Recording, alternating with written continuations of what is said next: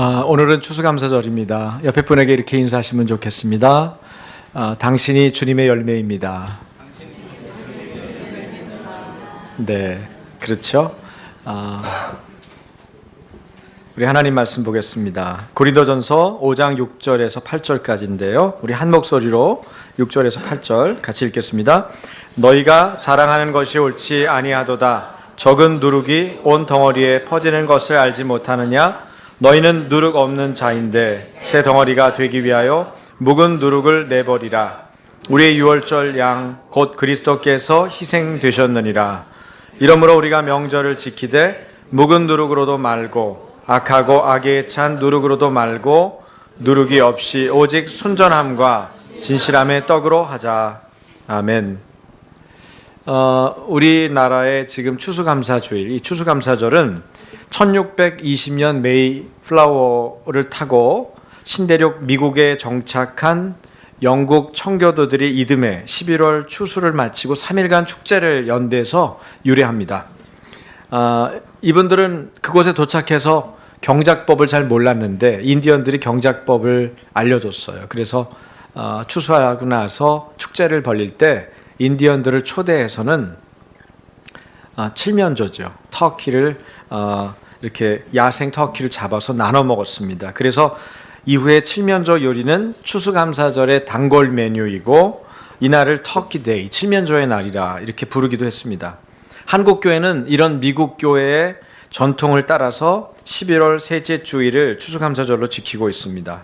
성경에 나오는 추수감사절, 이 근거를 얘기하면 역시 이스라엘의 한 해를 추수하는 날, 추수를 마친 후에 지키는 초막절을 예를 들 수 있습니다. 이 초막절은 다른 말로 장막절이라고도 하고 수장절이라고도 합니다. 유대력으로 7월 15일부터 일주일 동안 지키는 초막절인데 우리나라의 삼국시대부터 지켜서 내려온 절기가 뭐죠? 추석. 추석하고 상당히 비슷한 면모가 있습니다. 비슷한 시기에 합니다. 그리고 초막절 행사 중에서 가장 중요한 일은 집 밖에서 초막을 짓고 그곳에서 일주일을 지내는 건데 요즘도 유대인들 중에 정통 유대인들은 아파트에 살 경우에 아파트 베란다에 초막을 펼쳐놓고 그렇게 지킨다고 그래요. 이 초막이 얼마나 여러분 불안전하고 불편하겠습니까? 그런데 이 불안전하고 불편한 임시 거처를 일주일씩이나 한 해에 한 번씩 지키는 이유가 있어요. 왜 성경은 풍성하고 즐거운 추수감사절에 초라한 초막으로 나아가라, 불편한 초막으로 나아가라 이렇게 얘기를 했을까? 여기에는 세 가지 이유가 담겨 있습니다. 첫째는 이스라엘이 출애굽, 이집트로부터 그 애굽의 노예살이로부터 나온 이후에 가나안 땅에 들어가기까지 40년이 걸렸는데 이 40년 동안 어디서 지냈습니까? 초막에서 지냈어요. 그러니까 그때를 잊지 말고 이스라엘은 적어도 1년에 한 번은 초막으로 나아가서 출애굽 시절의 삶을 재현하라는 그런 의미가 있습니다. 여러분, 신앙생활은 기억하는 것입니다. 따라서 해보시겠어요? 신앙은 기억이다. 네, 주님과의 관계, 주님의 역사를 기억하는 것이 신앙생활입니다. 하나님이 함께 하신 과거, 초막에서 지냈던 때를 통해서 오늘 내가 살고 있는 내 삶을 조명해 보는 거. 그럴 때 자신도 모르게 뭘 할 수 있어요? 잃어버린 감사를 회복할 수가 있는 겁니다. 그래서 처음에 가장 그 풍성한 이 절기에 초막으로 나아가려고 하는 첫 번째 이유는요. 따라서 해보십시오. 잃어버린 감사를 회복하라. 네, 감사 회복에 있어요. 감사를 회복하는 거. 우리나라가 6.25 때 얼마나 고생했는지, 민주화의 과정에서 얼마나 많은 희생의 대가를 치렀는지, 그 과정에서 하나님이 면면히 어떻게 인도하셨는지를 기억하지 못하면요, 감사할 수 없어요. 오늘 우리가 주어져 있는 여러 가지 부유함과 풍요한 조건들, 혜택들, 이것에 대해서 진정한 감사가 없어요. 여러분, 감사를 잃어버리는 가장 좋은 방법은 뭐냐면요, 현재 것에 계속 만족하지 않는 거예요. 그리고 하나님이 어떻게 우리를 인도하셨는지 그것을 별로 기억해내지 않는 것입니다. 그리고 구체적으로 하나님께 감사하지 않는 거예요. 그러면 여러분이 감사를 잃어버리는데 아주 분명하게 그렇게 사실 수 있어요. 그런데 작은 거 하나도 생각해서 감사하고 전에 본인에게 고마웠던 하나님의 만져주심과 역사를 기억해서 그것을 감사하고 그것을 기억해내고 반복해서 말하고 그런 사람들은 어떻게 될까요? 그렇게 감사할 만한 일들이 반복해서 추가적으로 일어나는 거예요. 근데 어떤 분들은 분명히 뚜렷하게 감사할 만한 일이 있었는데 딱 한 번 말하고 말아요. 그것도 너무 냉랭하게 말해요. 참 감사하긴 했어요. 그렇죠? 감사하긴 했어요. 이런 어투리에게. 그리고 구체적인 감사가 없어요. 구체적인 감사는 뭐예요? 물질로 드리는 감사. 또 찾아가서 하는 감사. 그죠? 말할 때도 막연하게 하는 게 아니고 낱낱이 이야기하는 감사. 이게 구체적인 감사거든요. 예를 들어서 누가 여러분이 그 차에 치여 죽을 뻔했는데, 예? 이 사람이 목숨을 걸고 여러분을 확 밀어가지고 자기도 살고 그 사람도 살고 여러분 도와줬어요. 근데 어떻게 해요? 아유, 감사합니다. 그리고 그냥 지나가. 잘한 거예요, 못한 거예요? 잘 못한 거죠. 제가 두고두고 죄송한 게 하나 있는데 제 결혼식에 왔던 분들한테 제가 감사를 잘 못했어요. 엊그저께 20주년이었거든요. 근데 그 결혼 기념일 20주년 생각나는 게 아니고 그때 결혼식 할 때 찾아왔던 분들한테 내가 왜 그때 감사를 그렇게 구체적으로 못했나. 그 마음에 부담이 있어요. 그래서 다시 했으면 좋겠어요. 그분들 다시 다 모셔가지고 식사도 제대로 대접하고 감사한 마음도 다시 전달하고. 요즘에 잘하더라고요. 좀 쉽게 하죠. 영상을 탁 보내가지고 피드백 탁 하고. 근데 이 나무를 제공해준, 물론 값주고 샀지만 저렴하게 보내준 이 화원에는 제가 이거 사진 탁 찍어서 피드백했어요. 당신이 준 나무를 이렇게 만들었는데 이게 올리브 나무거든요. 살아있는 나무가 아니고 조화예요. 그런데 여러 가지 의미가 있어요. 이 추수감사절에 이렇게 할 만큼. 그리고 여기 감사의 제목들을 주렁주렁 매달았잖아요. 사진 앞으로도 받습니다. 여러분 감사를 여기다 주렁주렁 매달으세요. 그리고 구체적으로 하나님께 감사하세요. 그래서 하나님이 좀 분명하게 얘기할 때는 확실한 분이에요. 그래서 뭐라고까지 얘기하시냐면 감사할 때 빈손으로 오지 말아요. 와, 뚜렷하죠. 하나님이 여러분한테 받아서 뭐 주머니에 넣으실 게 뭐가 있겠어요. 모든 것을 갖고 계신 분인데, 그런데 하나님이 노골적이야. 빈손으로 오지 마라 그래요. 왜냐하면 여러분 자신, 우리 자신을 위해서 하는 하나님의 인도하심이죠. 두 번째는요, 초막은 불편한 곳이에요.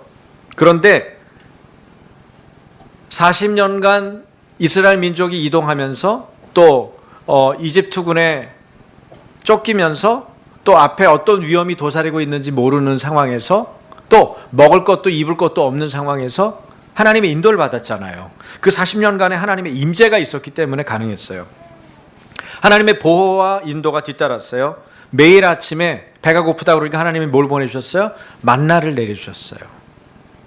그리고 메추라기, 고기 먹고 싶다고 그랬더니 메추라기가 막 바람에 실려가지고 툭툭툭 떨어져가지고 메추라기를 잡아가지고 고기를 또 먹었어요. 그리고 너무 희한한 거는 옷과 신발이 헤어지지 않았다 그러거든요. 저도 구두를 한 10년 넘게 신어본 적이 있습니다. 제가 구두를 자주 신는 사람인데 여러분 중에 저보다 오래 신어본 분 있어요? 제가 구두 하나를, 한 켤레를 10년 이상 신어본 적이 있어요. 근데 이 사람들은 계속 걸은 거 아니에요? 그죠? 아스팔트도 아니고 흙길을. 근데 40년간 옷과 신발이 헤어지지 않았다는 거예요. 뭐예요 이거는? 특별하신 하나님의 임재와 역사가 있었다는 거죠. 사람이 해볼 수 없는 일을 하나님이 이스라엘 백성들에게 행했다는 거예요. 아무것도 할 수 없는 인간의 한계점에서 무한하고 위대하고 전능하신 하나님이 만나도록 하셨어요. 나는 그런 자다. 나는 전능한 하나님이다. 나는 광대한 하나님이다. 라는 것을 뚜렷하게 알도록 하나님이 역사하시고 인도하셨죠. 그래서 가나안에 들어가기 전까지 이스라엘 사람들은 하나님에 대해서 결정적인 순간, 절대적인 순간에 계속 하나님을 의뢰했어요. 하지만 뭐가 문제예요? 가나안에 들어가서예요. 가나안을 정복하고 안착을 하니까 뭐가 됐겠어요? 편안하죠? 거기가 이 광야를 지날 때보다 먹을 것도 많죠? 그 다음에 뭐가 좀 갖추어져 있죠? 이런 번영과 평안이 자리 잡고 나니까 거기서 어떻게 할까요? 하나님의 임재를 구하는 것보다는 사람의 생각, 사람의 지혜를 따라서 뭘 결정하는 거예요. 내가 노력하면 뭐가 되겠지 그렇게 생각하는 거예요. 여러분, 어떤 면에서는 그런 면에서 부요하고 번영한다는 것은 상당한 위기입니다. 이거를 뭐라고 그러냐면 기독교에서는 성공의 위기다 그래요. 따라서 해보시겠어요? 성공의 위기. 네.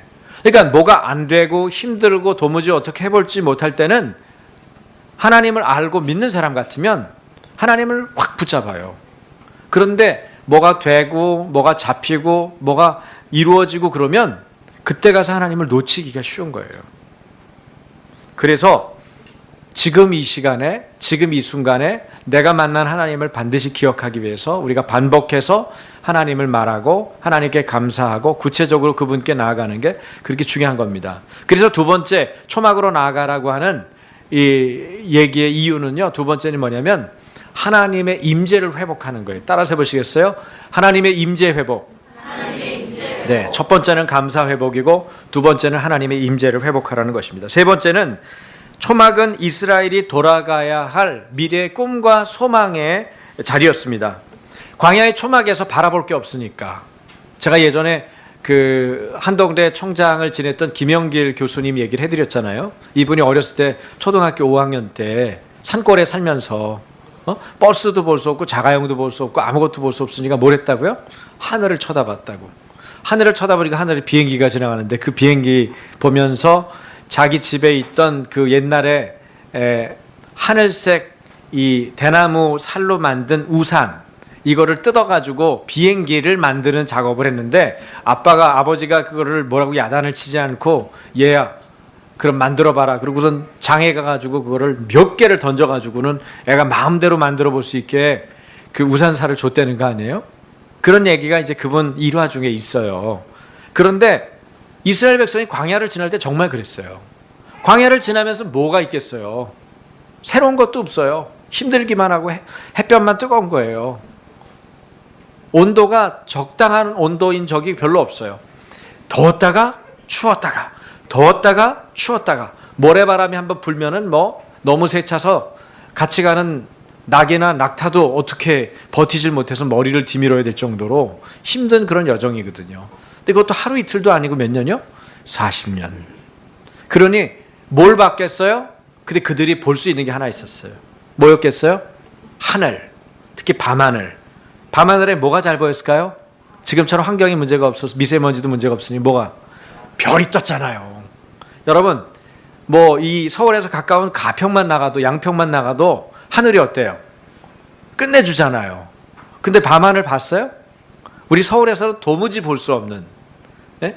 우리 아이는 보니까 밤에 우리 서울에 이 조명 때문에 환하게 비치면 위에 구름이 뜨면요, 구름과 하늘이 옅게 이렇게 아주 근사한 수채화를 놓거든요. 여러분 보신 적 있어요?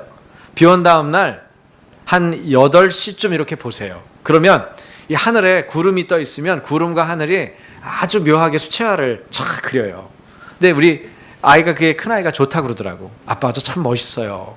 볼 줄 아는 애죠. 네? 근데 아쉬운 건 뭐야? 서울에서는 별이 총총총총 뜬 게 뭐 볼 수가 없어요.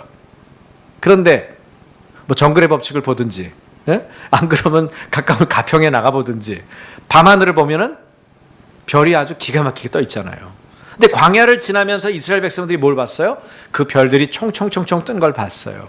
그때 누가 생각났을까요? 이 사람들 머릿속에 잊어먹지 않는 인물이 있죠. 누구? 아브라함. 아브라함에게 하나님이 직접 나타나셔서 뭐라고 얘기하셨어요? 저 하늘의 별을 봐라. 저 바다의 모래를 봐라. 너의 자손들이 이와 같이 번성할 것이다. 그렇게 약속했거든요. 지금 애도 없는데, 예? 나이는 많이 먹었고 잔뜩 먹었고 아내는 폐경에 돌아섰고 그래서 아무것도 할 수 없는 정말 사람이 어째 볼 수 없는 그 상황에서 하나님 뭐라고 그러셨다고요? 별을 봐라. 그리고 너의 자손이 이와 같을 것이다. 그렇게 말씀한 거예요. 뭐가 있을 때, 뭐가 뭐 기미가 있고 징조가 있을 때 말하는 거예요. 누가 못해요. 그건 믿음이 아니에요. 믿음은 뭐예요? 보이지 않는데 보이지 않는 세계에 대해서 하나님이 말씀하실 때 그 말씀 하나를 가지고 붙잡는 거예요.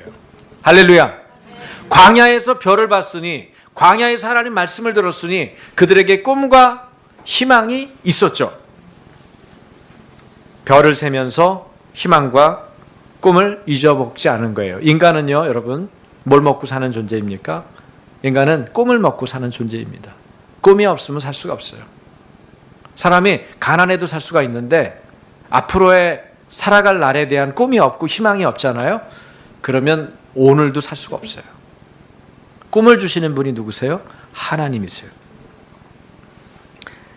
하나님의 부르심과 소망이 그래서 중요한 거예요. 하나님의 부르심과 소망이 없다면 죽은 것이나 마찬가지입니다. 이스라엘은 가나안에 들어가서 자신들이 바라던 풍요롭고 안정된 삶을 얻었지만, 그러나 그러한 풍요와 안정은 오히려 꿈을 잃게 만들었고 거짓된 안도감에 빠져들게 했습니다. 그리고 이기심과 탐욕만을 추구해요. 이기심과 탐욕은 뭐가 문제냐면요, 내가 보이는 시야에서만 모든 것을 판단하고 봐요. 그래서 하나님이 보여주시는 하늘도 볼 수가 없고요, 그 하늘에 총총 박혀있는 별도 볼 수가 없고요, 그 별 속에 담겨있는 하나님의 약속을 믿을 수가 없어요. 이게 문제인 거예요. 그런데 초막으로 나가라는 거예요. 왜? 초막으로 나가서 초막에서 소유했던 하나님의 부르심과 소망을 만나라는 거죠. 아시겠어요? 그래서 초막절, 장막절, 수장절을 하나님께서 초막으로 나가도록 이야기하시는 겁니다. 따라서 해보시겠어요? 부르심과 소망을 회복하라. 네, 감사를 회복해야 합니다. 그리고 하나님의 임재를 회복해야 합니다. 그리고 하나님의 부르심과 소망을 회복해야 합니다. 이것이 추수감사절, 그리고 성경적인 근거인 초막절의 세 가지 의미라고 볼 수 있어요. 여러분, 한국 교회는 지난 100여 년 동안 하나님의 특별하신 계시와 지혜, 그리고 은혜 속에서 개화기와 일제강점기, 그리고 가난과 독재라는 이 질곡의 시간을 보내면서 시대를 분별했습니다. 그리고 민족과 나라에 나아갈 방향들을 이끌었어요. 퍼센테이지도 너무 적은 소수의 사람들이었지만 하나님이 희한하게 그 사람들을 훈련시키고 준비시키고 그 사람들에게 말씀하셔서 나라도 세우고 또 국회도 세우고 병원도 세우고 학교도 세우고, 이런 일들 누가 했어요? 크리스찬들이 앞서서 했어요. 자신들의 재산을 털어서, 자신들의 발품을 통해서, 그리고 여러 가지 헌신과 수고를 통해서. 그러므로 믿음의 선배들의 피값과 땀값으로 세워진 이 나라, 그 이전에 하나님의 은혜와 계시 속에 만들어진 이 땅에 대해서 우리가 엄청난 무거운 책무가 있습니다. 너무나도 어려운 시기였기 때문에 이분들은 하나님을 붙잡을 수밖에 없었어요. 그래서 하나님만을 붙잡았어요. 그래서 살았어요. 근데 이제 살게 됐고 가난도 벗어났어요. 배가 불렀습니다. 그렇기 때문에 교회가 하나님을 잊기도 하고 그리스도인이 세상과 같은 것을 추구하는 것을 조금도 부끄럽게 여기지 않는 그런 세상이 됐습니다. 이것이 우리의 어려움입니다. 오늘 추수감사절을 통해서 우리가 깨달아야 할 것은 감사를 회복하고 하나님의 임재를 회복하고 하나님의 부르심과 소망을 회복하는 것입니다.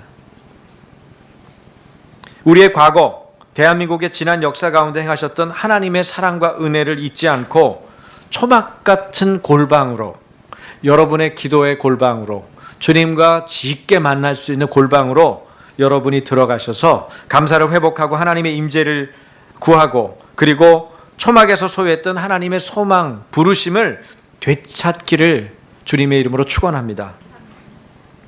예레미야 23장 42절과 43절 다 같이 읽겠습니다.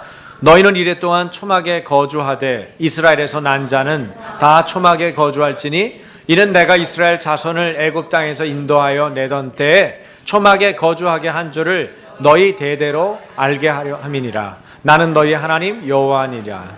우리가 초막이 없고 그럼 여러분이 어디 이쪽에 근처에 있는 공원에 무슨 캠프를 쳐가지고 초막을 지낼 수도 없고 그렇잖아요.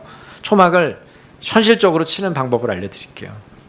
여러분이 기도하고 싶거든 미리 신청을 하세요. 우리 행정실에. 그래서 교회에 침낭을 가지고 오세요. 그래서 밤에 저쪽 안쪽 방에 주무셔도 되고, 만약에 거기 찬다 그러면 제 방도 빌려드릴 테니까 저쪽 방에 주무셔도 되고, 주무시고 깨면 기도하고, 그렇게 한번 시간을 보내볼 분들은 그렇게 시간을 내보시는 것도 좋습니다. 또 아닌 방법들은 집에서 보내는 방법. 여러분의 식사를 하던 거를 절식을 하거나 금식을 하면서 못 먹었을 때, 어려울 때를 해보세요. 제가 소년부 전도사 때 5학년, 6학년들한테 북한의 아이들이 먹는 옥수수 죽을 준 적이 있어요. 그 아이들하고 상의해서 한 거예요. 선생님들도 물론 상의했고. 근데 옥수수죽을 먹었는데 우리가 먹는 그런 맛있는 옥수수죽 말고요.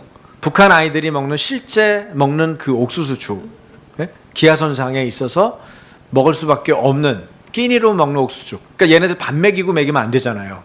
그래서 아이들한테 이야기하고 아이들이 북한 아이들이 어떻게 지내는지에 대한 사진전도 받고, 그 다음에 그 수련 성경학교 장에서는 그 비디오, 준비된 비디오가 있었어요. 그 아이들이 생활상을 보여주는. 그래서 그걸 본 다음에 원하면 먹을 수 있다. 난 싫다 그러면 밥 먹어도 된다. 근데 원하면 너희들이 걸르고 걔네들이 먹어보는 옥수수죽을 먹어도 된다. 근데 의외로 애들이 전부 참여하는 거예요. 여자애 남자 할 거 없이. 맛 하나도 없는데 어떤 애는 일부러 두 그릇을 먹는 거예요. 그것을 느껴보고 싶어가지고. 저는 전도사였지만 제가 사실은 충격이었어요. 아이들이 우리보다 더 순수하기 때문에 빨리 주님이 원하시는 그런 영성으로 빨리 다가가더라고요. 여러분, 초막을 잊어버리면 우리의 신앙의 근본을 잊어버리는 거예요.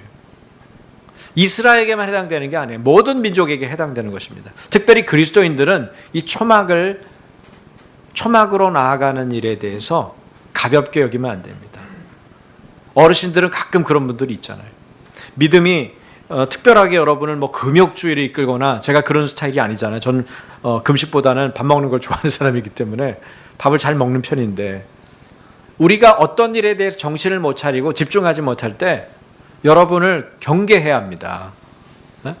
이게 그 비만은 제가 볼 때 큰 문제가 아닌데, 비만으로 나아가면서 내가 탐욕과 탐식으로 나아가는 게 문제예요. 그건 하나님을 잃어버릴 수 있거든요. 그러니까 여러분이 경계해야 될 거는, 비만을 겪기 위해서 외모를 갖추고 이 몸을 만들기 위해서 다이어트하고 운동하는 게 중요한 게 아니라, 더 중요한 건 그런 것들을 통해서 내가 탐식과 탐심을 가져서 하나님에게 집중하지 못하는 나의 삶의 태도를 경계해야 돼요.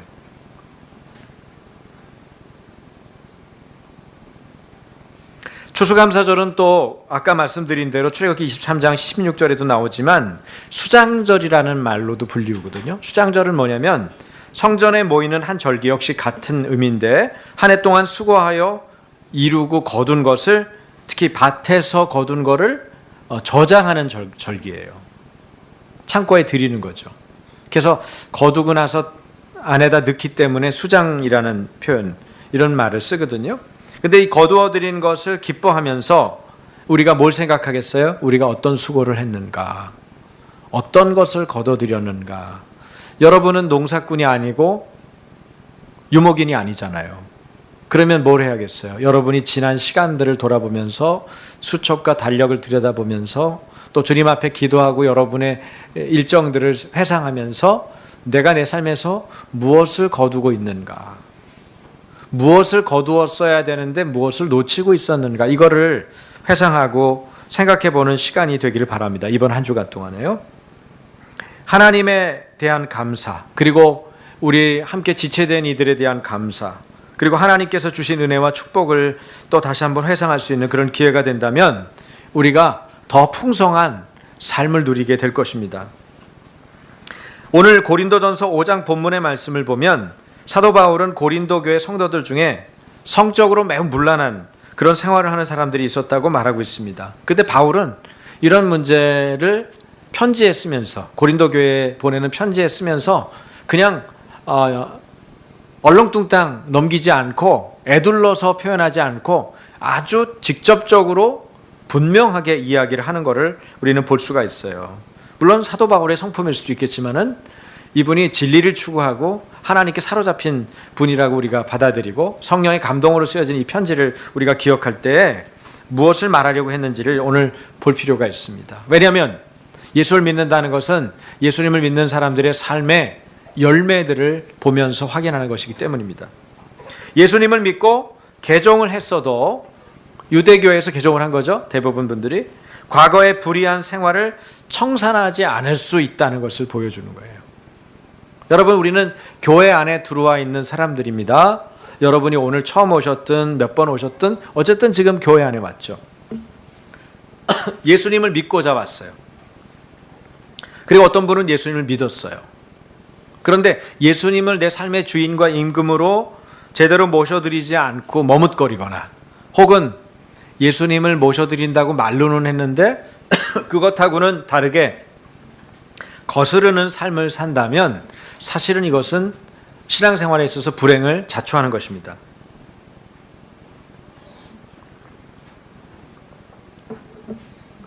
이 청산하지 않은 불의한 삶은 우리 삶 가운데 분쟁과 음행을 거두게 한다. 오늘 본문에 의하면요, 바울은 교회 분쟁과 이런 성적 문란의 문제의 공통점이 뭐라고 봤어요? 여기 단어를 주의해서 보시면 교만이라는 단어를 씁니다. 분쟁과 음행의 문제의 공통점은 교만이다. 교만은 왜 문제가 됩니까? 복음을 따르지 않게 해요. 교만은 복음을 따르지 못하게 하고 세속적인 지혜를 추구하게 만듭니다.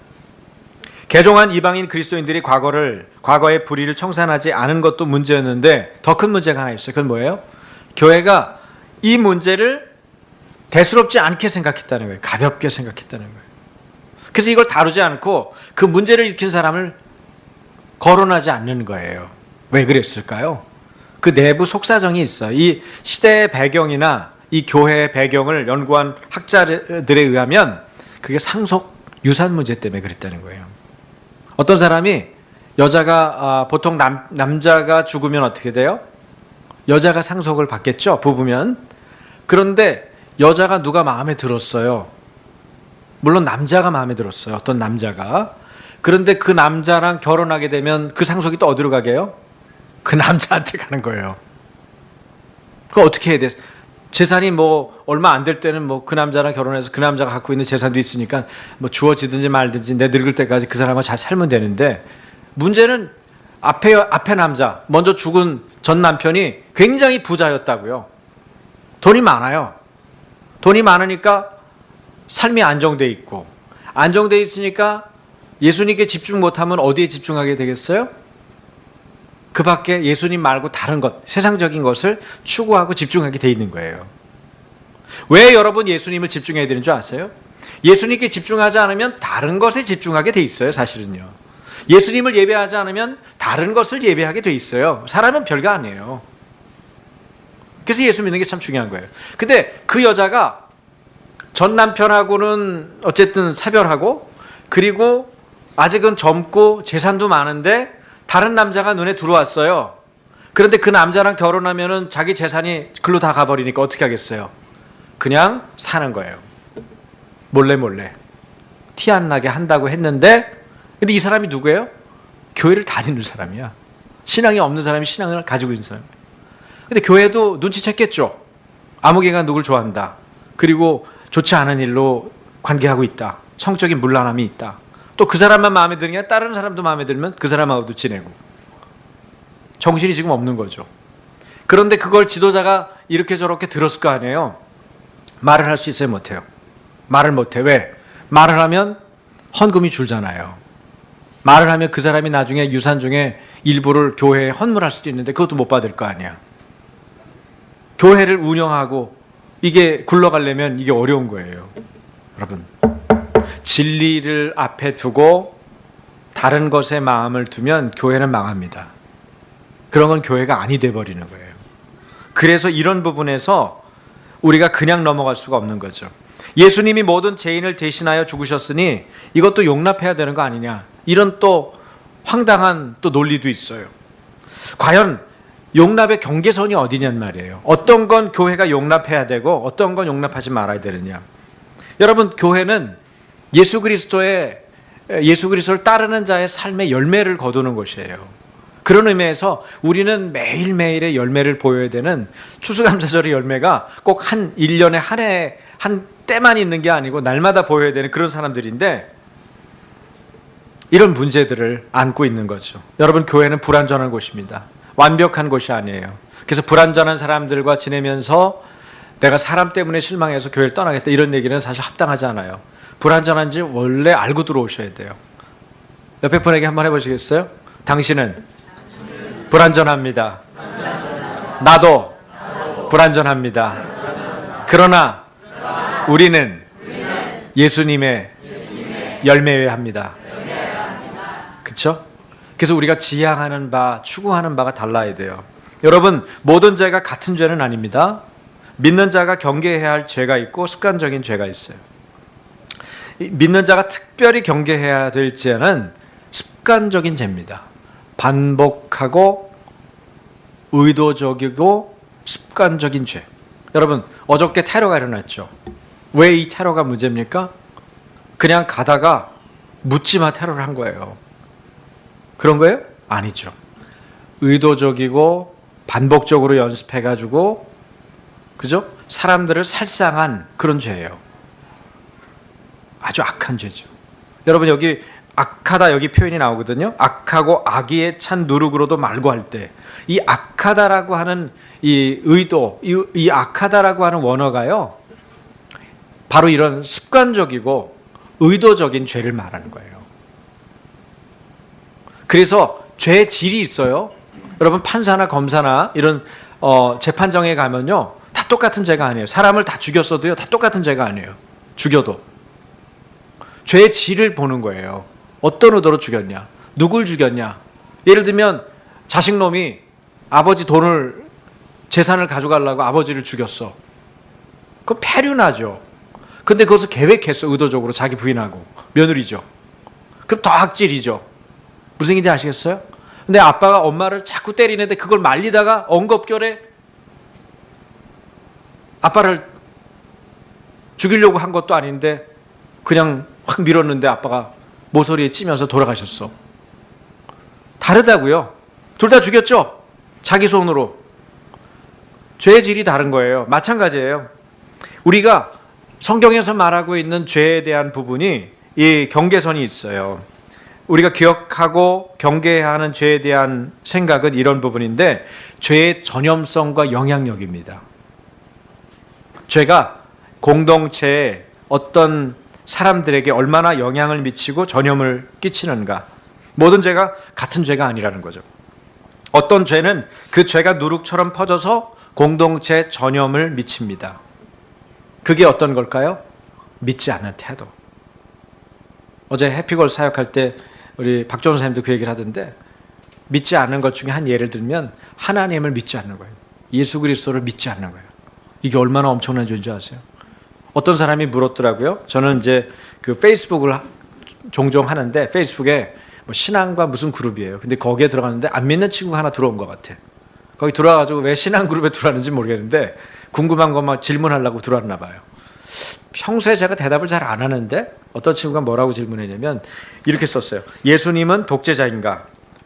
억지로라도 예수님을 믿어야 하는가? 이렇게 썼더라고요. 근데 뭐 덧글이만 이런저런 막 덧글을 올려놨는데, 제가 거기 마음에 드는 덧글이 있었으면 제가 덧글을 안 달았을 거예요. 근데 마음이 안 들어. 생명이 안 느껴지는 거예요. 그래서 제가 할 수 없이 손을 댔어요. 제가 쓴 덧글은 이와 같은 거였어요. 예수님은 길, 진리, 생명입니다. 길을 잃으면 갈 곳을 가지 못합니다. 진리를 놓치면 찾을 것을 찾지 못합니다. 생명을 잃으면 죽게 됩니다. 그래서 당신은 예수님을 믿어야 합니다. 독재자는 당신을 대신해서 당신을 위해서 죽지 않지만 예수님은 당신을 대신해서 죽으셨습니다. 예수님을 알고 진리의 생명의 길로 나아가기를 축복합니다. 그리고 제가 썼어요. 참 어려운 세대입니다. 안 믿어요. 아버지도 안 믿고 어머니도 안 믿고 친구도 안 믿고 선생님도 안 믿고 안 믿어요. 우리가 어떻게 그런 분들에게 믿음을 실어줄 수 있을까요? 우리가 진실합니다. 우리가 순전합니다. 어떻게 보여줄 수 있을까요? 여러분, 경계선을 분명히 지켜야 되는 거예요. 예수 믿는 사람으로서의 경계선이 어딘지를 양보하면 안 돼요. 그래서 여기 사도 바울은 뭐라고 그러냐면 이 사람이 물론 자기가 죄를 지었어도 그 죄를 그치고 그 다음에 잘못을 인정하고 돌이키겠다고 회개했다면 용납하지 못할 이유가 뭐가 있어요? 누구 말 맞다나 그 사람 죄나 내 죄나 나도 죽을 죄인 저도 죽을 죄인 용서 못할 게 없는 거예요. 그런데 교회를 다니고 자기는 형제고 자기는 예수 믿는 성도고 아침교회 뭐 어쩌고 저쩌고 얘기하지만 자기가 별로 마음을 바꿀 생각이 없어요. 자기 삶을 돌이킬 의사가 없어요. 그런 완고한 마음을 가지고 계속 형제라고 하면서도 그리스도를 주인 삼는 모습으로 살지 않고 예수님이 내 삶의 주인이 전혀 아닌 듯한 행동을 하면서 반복적이고 의도적이고 습관적으로 죄를 짓는다면 그걸 경계해야 되는 거죠. 왜냐하면 이것은 예수님을 욕보이는 것이기 때문입니다. 여기 오늘 본문의 말대로 표현한다면 유월절 양 곧 그리스도의 희생을 가볍게 여기는 죄를 지금 짓고 있는 거거든요. 어제 우리는 참혹한 테러의 소식을 접했습니다. 수많은 무고한 파리 시민이 극단 이슬람 단체에 무장한 테러범들에 의해서 묻지마 테러를 당했습니다. 예상할 수 없는 곳에서 무엇 때문에 살해당했는지도 모르는 수많은 죽음들, 그리고 그 죽음들 주변의 그 가족들과 그 사람들과 관계 맺었던 수많은 사람들의 아픔을 생각해 보세요. 얼마나 그 나쁜 짓을 했는지. 뭐가 위대해요? 알라가 위대합니까? 그런 알라는 저리 가라 그러세요. 저주나 받고 떠나갈지어다. 하나님은 결코 그런 자들을 축복할 수 없어요. 알라가 있다면 알라도 그런 짓을 원하지 않았을 거예요. 어떻게 그렇게 할 수 있어요? 그리스도께서 피 흘려 살리신 형제를, 지체들을 그렇게 참혹하게 죽게 하는 만행이 어디 있어요? 이 배후의 악한 세력들을, 악한 영을 우리가 의식해야 합니다. 그리고 기도해야 돼요. 오늘부터 제가 결심한 게 하나 있는데 IS를 또 혹은 극단적인 무슬림, 이슬람 뒤에 배후에 있는 악한 영들의 세력에 대해서 그들을 하나님 제어하시도록, 그들을 제거해 주시도록 그렇게 구할 마음이 있어요. 여러분도 함께 기도하길 바랍니다. 이 어리석고 악한 사람들, 그 사람들이 가르치는 교리와 지식과 신학과 철학을 그대로 수용해버리고 아무것도 검증해내지 못하는, 여러분 기독교도 얼마나 악하게 할 수 있는지 아시죠? 우리 기독교의 역사를 보면, 세계의 역사를 보면 기독교인이라고 앞에 말은 내세우고 얼마나 악행을 저질렀는지 여러분 잘 알 거예요. 왜 그럴까요? 그 속에 있는 하나님의 마음은 관심이 없어요. 주님의 주인됨은 관심이 없어요. 여러분, 예수 믿는 거는 삶의 열매로 하는 거예요. 예수 믿는 사람이 만약에 잘 산다면 우리 주변에 있는 사람은 살아나야 정상이에요. 우리 주변에 있는 사람은 세워져야 정상이에요. 우리 주변에 있는 사람들은 구원받아야 정상이에요. 만약에 그들이 파괴되고 망가지고 죽고 거짓말 때문에 너무 참혹한 지경에 다다른다면 그것은 내가 잘못하고 있는 거예요. 더 악한 일은 이들을 거짓된 가르침으로 오도하는 이들입니다. 이들에게 주님의 심판이 있기를, 영원한 저주가 있기를 구합니다. 여러분, 죄의 영향력을 생각해 보세요. 경제적, 정치적으로 수십만, 수백만, 수천만에게 악한 영향을 미치는 사람들. 심판받을, 우리 선생이 함부로 되지 말라고 그랬는데 왜 그런 줄 아세요? 선생은 영향력이 있어요. 전염성이 있습니다. 선생이 무슨 말을 하냐에 따라 따라가요. 그래서 선생된 자, 함부로 선생 되지 말라고 가르친 거예요. 근데 이걸 간과하고 뛰어넘으면 안 돼요. 용납할 자가 있고 용납하지 않을 자가 있는데, 내가 미치는 죄의 전염성, 영향력을 생각할 때 내가 어떻게 처신해야 될지, 내가 어떻게 말해야 될지 주의해야 되는 거예요. 우리가 주의할 것은 하나님이 용서하신 일을 정죄해서도 안 되고, 하나님이 정죄하신 일을 우리가 마음대로 용서하고 용납해서도 안 돼요. 그래서 하나님께 여쭤봐야 돼. 하나님, 이 일이 하나님이 정죄하신 일입니까? 아니면 하나님이 용납하신 일입니까? 사도행전에 보면은 사도 바울이 유대인들 중에서 예수를 믿게 된 사람들도 있잖아요. 그리고 이방인 중에서 예수를 믿게 된 사람이 있어요. 근데 그 사람들이 원래는 어떤 원칙에 의해서 받아야 돼요? 원래 유대인들이 기독교인들이 되는 것들에 대해서는 받아들였잖아요. 자기도 그런 사람이니까. 그래서 쭉 받아들이다가 자기가 그 이방인이었던 사람들이 예수를 믿고 예수님을 따른다는 것에 대해서는 거부감이 있었단 말이에요. 근데 환상 중에 베드로에게 거기에 보자기가 이렇게 내려오는데, 거기에 막 벌레가 꼼짝꼼짝거리는 벌레들이, 자기가 좋아하지도 않고 즐기지도 않고 바라보고 싶지도 않은 그런 벌레들이 막 하는데 뭐라 그래요? 하늘에서 환상의 메시지가 네가 먹으라 그래요. 황당한 환상이죠. 여러 차례를 그렇게 베드로에게 보이는 거예요. 근데 그 내용의 해석이 어떻게 됐냐? 이방인 고넬료라고 하는 이탈리아의 그 군인을, 그리고 그들의 가족을 이방인들이 이미 경건해서 예수님을 받아들이고 믿기로 작정한 이들이 있는데, 그들을 너가 외면하지 말고 더럽다고 얘기하지 말고 하나님이 깨끗하게 하신 것을 네가 판단하거나 정죄하거나 하지 말고 용납하고 받아들이라는 그런 사인의 메시지였어요. 그 환상이요. 그러니까 어떻게 해요, 베드로가? 그걸 받아들여요. 한 번도 그 생각을 받아들일 생각을 안 했던 사람인데, 주님이 환상을 통해서 메시지를 주시고 반복해서 가르쳐 주시고, 그것이 깨달아지니까 자기가 갖고 있는 고정관념, 선입견, 편견 뭐 이런 거 다 집어치우고, 그동안 배웠던 신학이고 뭐 철학이고 다 집어치우고 어떻게 해요? 그걸 받아들여요. 그래가지고 거기서 세례를 주잖아요. 그래서 이방인들의 구원이 일어나는 거예요. 만약에 그런 일들을 그들이 순종하고 따라가지 않았다면, 우리는 이방인 중에 이방인 아니에요? 건너 예수 믿게 된 한국인 아니에요? 그러면 이런 열매가 있겠어요? 예수 믿은 열매가? 여러분, 놀라운 축복인 거예요. 우리를 위해서 그리스도께서 희생하셨는데, 우리는 반드시 기억해야 될 것은 그리스도의 희생이 헛되게 만드는 일을 해서는 안 됩니다. 그리스도인이라는 존귀한 신분에 걸맞는 삶의 태도와 그리고 방식으로 살아야 돼요. 그리고 그렇게 살지 못하는 이들이 잘못된 삶을 살고 있다는 것을 깨닫도록 도와줘야 돼요. 그들이 구원에 이르도록. 왜 예수를 분명하게 전해야 되고 왜 예수님을 분명하게 알려야 하는가? 어떤 면에서는 이 중동 지역에 혹은 세계 열방에 그리스도의 복음이 편만하게 펼칠 수 있는 마지막 기회예요. 왜냐하면 그런 것을 모르는 사람들이 너무 악행을 분명하게 노골적으로 열방 가운데 저지르고 있기 때문에, 하나님 이때 사람들을 구원해 주십시오.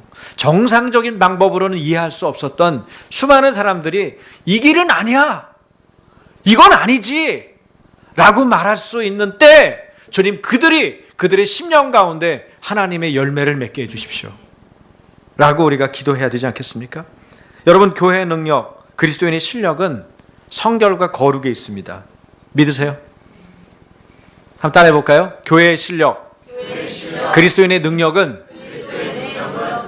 성결과 거룩에 있다.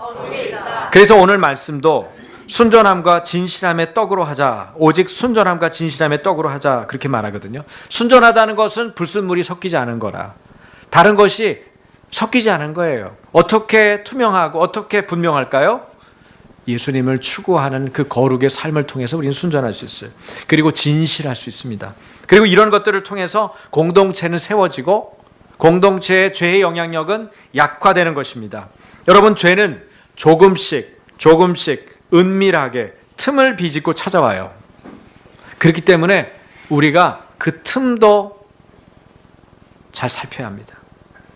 내 마음에 어떤 부분이 교만하여 혹은 주님 앞에 그 사단에게 틈을 내줘서 사단이 마음대로 휘젓고 다닐 수 있도록 내버려 둔 것은 없는지 우리 자신을 살펴야 하는 거죠. 공동체가 그 죄가 미치는 영향, 그 전염성을 고려해서 용납하지 말아야 될 것, 쫓아내야 될 것을 구분해야 합니다. 무엇보다도 주님이 그 죄의 문제에 대해서 뭐라고 말씀하시는지 나 자신과 공동체 문제에 대해서 민감해야 돼요. 지금 사회에서 일어나고 있는 많은 일들에 대해서도 여러분이 가지고 있는 상식과 지식과 이런 것들을 가지고 판단하지 마세요. 그러면 주님하고는 다른 길을 갈 수 있어요. 베드로처럼 주님이 말씀하시도록 하세요. 그리고 말씀하시면 여러분이 어떤 전제를 갖고 있더라도 포기하세요. 그것이 하나님의 종과 하나님의 교회가 할 일이에요. 내 경험대로 살려면 예수님 믿을 필요 없어요. 내가 갖고 있는 지식대로 판단하려면 하나님을 쫓아갈 필요가 없어요. 자기가 하나님인데요. 그래서 교만한 사람은 어떤 방법으로도 구원받지 못합니다. 구원받을 수가 없어요. 하나님보다 똑똑하기 때문에. 하나님을 구원하시겠지, 그분이. 네? 하나님이 그분을 구원하는 게 아니고요. 성결과 거룩을 어떻게 지킵니까? 오늘 추수감사절의 세 가지로 다시 한번 이야기하겠습니다. 감사를 회복하고 하나님의 임재를 회복하고 하나님의 부르심과 소망을 회복하십시오. 그러면 어떤 상황에서도 여러분이 하나님과 같은 마음을 가지고 그 성결함과 거룩함을 가지고 여러분이 이 세상을 돌파할 것입니다. 기도하겠습니다. 하나님 아버지, 우리 사랑하는 하나님의 자녀들을 축복합니다. 순전함과 진실함으로 하나님 공동체를 세우기 원하시는 주님, 우리 안에 있는 열망이 어떤 것이든지, 우리 안에 배웠던 삶의 경험들이 무엇이든지, 우리가 추구하는 지식의 하나님 높이가 어떠하든지 상관없이 언제든지 주님 말씀하시면, 언제든지 우리에게 임재하시면 하나님, 우리가 주님의 말씀을 듣고 주님 앞에 무릎을 꿇겠습니다. 나의 생각을 적겠습니다. 내가 기도해야 될 삶의 영역이 무엇인지를 오늘 우리 공동체에 말씀해 주셔서 감사합니다. 지금 하나님 중동 땅에, 아니 세계 열방에 수많은 어려움들과 문제들이 있습니다. 우리들도 그들과 서로 연결되어 있는 존재들입니다. 어제의 죽음 속에는 예수를 잘 믿던 형제도 있었을 거고 자매도 있었을 거고, 또 그들을 바라보는 많은 사람들 중에 수많은 교회가 그것 때문에 아파할 것이라는 생각이 듭니다. 하나님, 수많은 사람들의 죽음 속에서 우리가 어떻게 해야겠습니까? 그 일을 저지른, 만행을 저지른 그들의 배후 세력에 대해서 우리가 주목합니다. 하나님, 우리가 이 문제를 간과하지 않고 주님 앞에 기도할 것입니다. 아버지, 이 땅에 평화를 주십시오. 주님은 평화의 왕이십니다. 이 땅에 추수감사에 마땅한 열매들이 맺혀야 되는 때에 많은 교회들이 어두움을 얘기하고 하나님 실패를 얘기하지 않도록 주님 은혜를 베풀어 주십시오. 주님은 여전히 온 땅을 통치하시는 유일한 왕이십니다. 주님께 하나님 이 세상을 올려드리고 교회들을 올려드립니다. 믿음의 사람들이 하나님의 임재를 회복하고 감사를 회복하고 하나님의 부르심과 소망을 회복하는 역사가 있게 하여 주옵소서. 악한 영들, 폭력과 살인과 거짓과 분쟁을 일삼는 더러운 악한 영들은 이제 이 시간 아침교회에서 떠나갈지어다. 그리고 각 나라마다 새로 세워진 주님의 공의와 정의가 강같이 흐르게 하시고, 이 폭행과 만행의 이유로 말미암아 하나님 국제사회가 연대할 수 있도록 도와주시고, 주님 악에 대해서 물러서지 않고 다시 순전함과 거룩함과 성결함으로 주님 이 문제를 돌파할 수 있도록 은혜를 베풀어 주시옵소서. 하나님 아버지, 우리가 이 세계의 한 사람으로 또 이 시대를 살아가는 한 그리스도인으로 믿음의 일을 멈추지 않도록 주님 우리를 인도해 주십시오. 사람들을 축복하고 그들에게 예수 그리스도를 소개하고 증거하는 일을 감당할 수 있는 복음의 비밀을 담대히 전하는 복음의 일꾼이 되게 해 주십시오. 시대가 악하고 또 이 역사를 분별해야 될 이때에 하나님 어두운 것에 휘말리지 않도록 우리의 마음과 생각을 지켜주시고, 하나님 우리 사랑하는 지체들과 가정과 이들을 만나는 모든 사람들이 그리스도의 온전한 영향력 가운데, 그 거룩함과 성결함 가운데 하나님 포함될 수 있도록 주님 은총을 베풀어 주시옵소서. 주님께 영광과 존귀와 찬양을 올려드리며 예수님 이름으로 축복하며 기도합니다. 아멘.